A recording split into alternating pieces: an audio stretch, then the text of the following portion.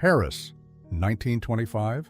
A reception hall, crystal chandeliers, voices in 3 languages. A woman enters the room, not loudly, but every conversation shifts. One diplomat stops mid-sentence, another straightens his tie without quite knowing why. She wears silk, not a Western dress. Deliberate. Her name, Madame Wellington Koo. Wealth is not the same as access. There are doors no fortune can open. She understood that early. Oei Hui-lan was the daughter of the richest man in Southeast Asia, raised between Java and London. She spoke 5 languages fluently before she turned 20, but she wanted more than wealth. She wanted access. The question is, did she use it, or did it use her? Born on the 21st of December, 1889, in Semarang, Java. The night she was born, so the family said, a meteor was sighted, and so they called her Hui-lan, Meteor Orchid. Her father, Oei Tiong Ham, was the sugar king of Java. His conglomerate controlled 60% of the sugar market across the Dutch East Indies. At his death in 1924, he left behind a fortune of 200 million guilders. He had 18 junior wives, 42 acknowledged children. Hui-lan was the favorite daughter. The business went to the sons. The daughters received money. Hui-lan, daughter of the senior wife, received the largest individual share among them. She grew up in a palace raised by European governesses. No Chinese girlhood, no Confucian rules. Western education, Western manners, and a father to whom China meant nothing. Who put his money into opium, sugar, and Western markets, not into the land of his ancestors. That indifference she inherited. She wrote about it later in her memoirs. He took me with him into the world, not to China.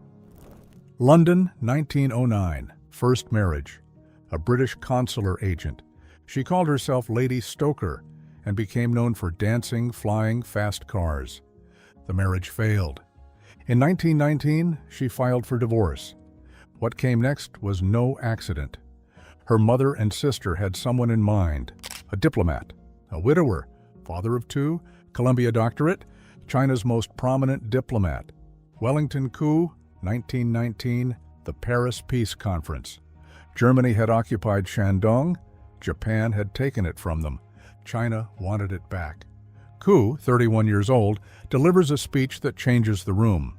He says, "To ask China to give up Shandong is to ask Christians to abandon Jerusalem."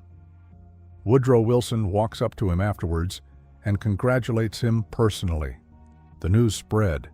7,000 telegrams reached the delegation. In a single day, don't sign. He didn't sign. China was the only nation to refuse the Treaty of Versailles, and a year later, while the wounds of the conference were still fresh, Wellington Koo pursued Oei Hui-lan across Paris with orchids, with chocolates, with daily visits, even to her beauty salon. She complained about it later in her memoirs. He had neglected his important work as second Chinese delegate to chase after her. They married on the 9th of November 1920 at the Chinese legation in Brussels. The bride wore an ivory gown by Cailloux and an antique veil. What drew her to him? Not the man. She remembered it precisely. The first time Koo took her to the theater, they sat in boxes reserved by the state for dignitaries. "No matter how much my father would have paid," she wrote, "he never could have gotten those boxes." Buckingham Palace, the Élysée, the White House.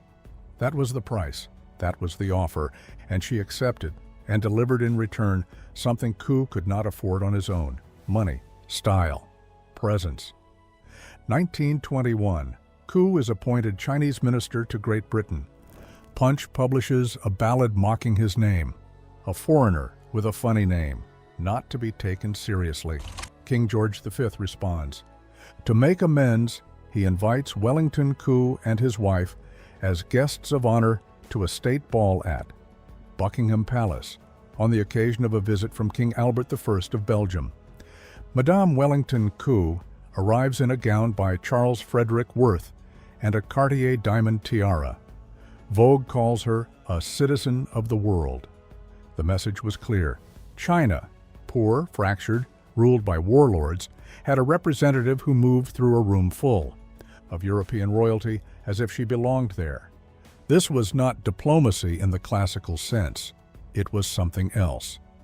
In Beijing, her father acquired a Ming Palace compound for the Koos in 1923, built in the 17th century for the courtesan Chen Yuanyuan, mistress of General Wu Sangui, the woman whose beauty, according to legend, had led a general to open the Great Wall to the Manchu army and seal the end of the Ming dynasty.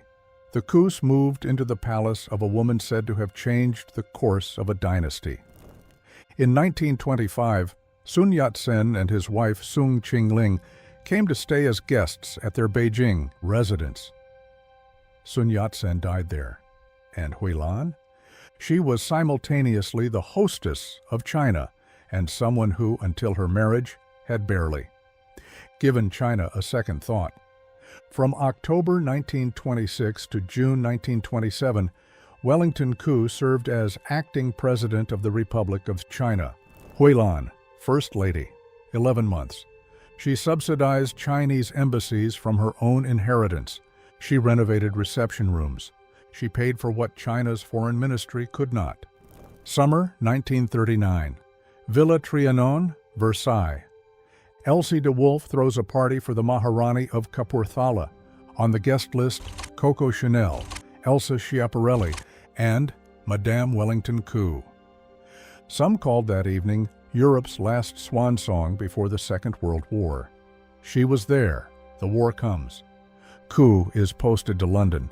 Hui-lan leaves for New York in 1941, officially to build support for China's war effort. The war slowly pulls the marriage apart. 1958, after 37 years of marriage, divorce.